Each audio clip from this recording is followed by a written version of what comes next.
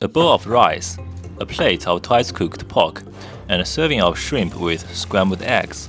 These are foods eaten by modern Chinese people. But what about the ancients? If I go back 2,200 years ago during Qin Dynasty, which is China's first imperial dynasty, as a common person, how would I make a meal? As ancient Chinese people, a meal also has three main parts: grains, vegetables, and protein-rich food, similar to us today. First, the staple. Today, the main staple in southern China is rice, including rice noodles, rice porridge, and rice. In southern China, the main staple is wheat, including noodles, wheat flatbread, and mantou, and some others. This is an eating culture divided by farming regions. Southern China has many paddy fields, good for growing rice, while wheat has strong drought tolerance, grows in the dry north. People started growing rice around 10,000 BCE in southern China, so southern Chinese people have eaten rice since the ancient times. Another world-class staple is wheat. Wheat came from the Fertile Crescent in the Middle East and was also domesticated about 10,000 years ago. As a staple, the history is as long as rice, but wheat is harder in texture and not easy to cook or digest compared to rice. Usually it needs to be ground into flour mixed with water to make dough, then processed into easily digestible foods. This process was still too complex for Chinese people, which is why wheat did not become a major staple food in China before Qin and Han dynasties. Because Qin dynasty lasted only 15 years, making it the shortest dynasty in China, it was too short for any food development. So I choose the following Han dynasty as the dividing line for discussing food changes. It's around 2000 years ago. 2000 years ago, people in northern China chose another ancient grain, millet, as their staple, since it was easier to cook and widely cultivated in the north. I'm in southern China, so I chose rice as my main staple for this meal. After I removed the husk, the surface was slightly brown, because the rice still had the outer bran. How does it taste compared to white rice we eat today? I also added a few wheat, because in ancient times food was scarce. People usually ate more than one staple if they have. So my staple will be brown rice and whole wheat, pretty healthy. Next are the vegetables. As I remember, my grandpa always said this: in the old days, wild vegetables were also an important food source for common people and they were free. Then I did some research and found that these ancient vegetables can be still found today, including dandelions, green pea, wild garlic, onion, shepherd's purse, and amaranth. These are just common vegetables may look very different in your regions. To find those plants, I went to the edges of the city because it has fewer people and close to a natural environment, good for wild plants growing. That's so great. So I spent an entire afternoon searching in a mountain away from a city, but I couldn't find any.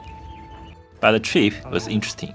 I met many street dogs in the mountains. They had no vegetables and I have no meat. If they come again next time, I can bring them some meat. They kept asking me for food. I was so sorry. I also met an old grandpa living in the wild. He had vegetables in his own garden, but I can't take them. And I also found an abandoned small tourist spot with many cute, small statues. I want to share it with my audience. Wishing you a nice day.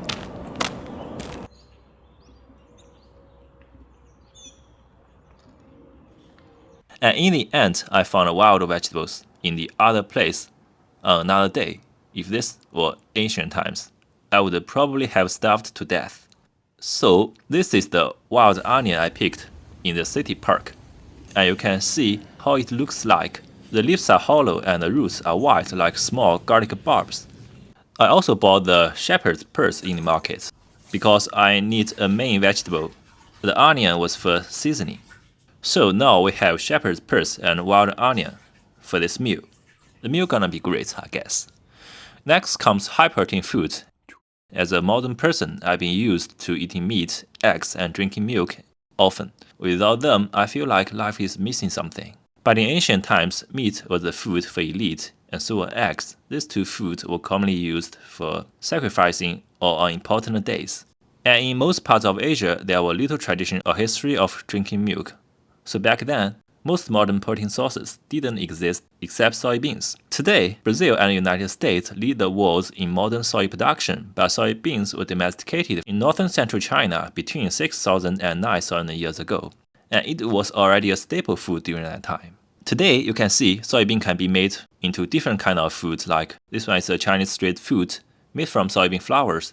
And using different cooking methods, soybean can be made into different dishes with different flavors. And 2,000 years ago was exactly when tofu was invented.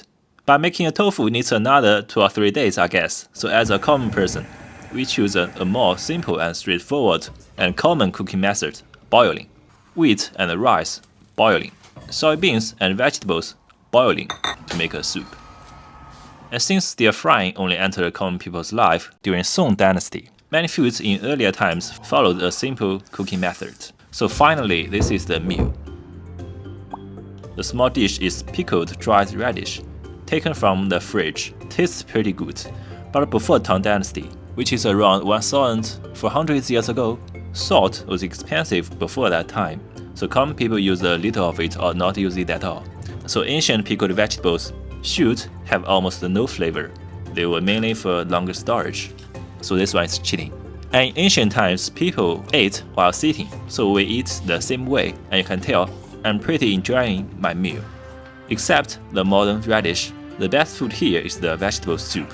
The taste is close to a modern one, and the wild green onion really the soul of this soup, extremely fragrant. And the rice looks so nice and pretty healthy. Just a little bit hard, the rice husks couldn't be completely removed by hand, so chewing them is pretty tiring. And as you can see, the whole meal has very little salt and no oil, no meat, which is very good for weight loss. And eating it sometimes can help reduce our burden of the bodies. The meal is pretty good, just I can't finish it, sorry. But when I was eating this meal, I actually began to understand something. As a modern person, I'm used to eat spices, sugar, salt, and meat. With all this food and flavors, a day feels uncomfortable. But for people in ancient times, eating was purely for survival, and preparing a food took a very long time. Gathering vegetables, removing dirt, removing husks, even it couldn't be fully removed, and making fire. And after you did so much in the end, the food still had almost no flavor. I only tried one meal like this. If I had to eat food like this year after year, that would be a quite hard challenge. It made me really want to have some food with flavor. So in the end, I also made a bowl of millet wine. It's a common drink in ancient times, and I tried it. It is slightly sweet, a bit sour. Not that great, but better than a meal. I now kind of understand why ancient people like drinking alcohol. And this is the video. Thank you for watching. Cheers.